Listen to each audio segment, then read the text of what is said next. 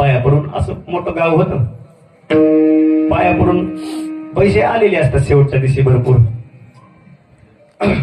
नोटही अशी असते महाराज. हो, एक तर मला अशी नोट आलेली नाना, अर्धी 10ची ना अर्धी 20ची. हो, मरेवाली गाय बम्मन कुदान, तेलानं भिजलेल्या फिसा, उदबत्तीनं जळालेल्या फिसा.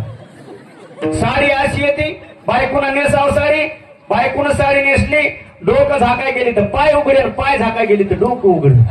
ते भागवताला साडी. काय माय हो तुमचं डोकं चलते बाबा बाबा, कशाला आणत असता तुम्ही. विठाला विठाला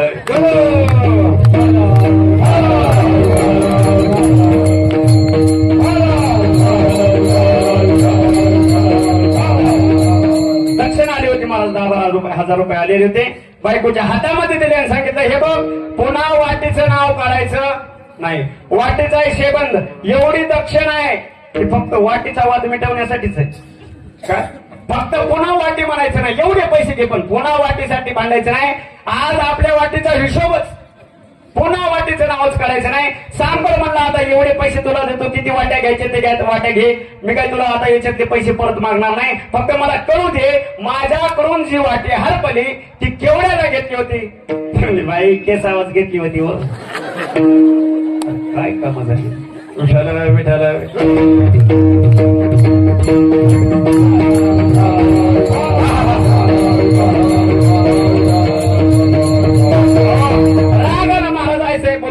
बाया बोलताना काय पट्टा सुरू झाला महाराज.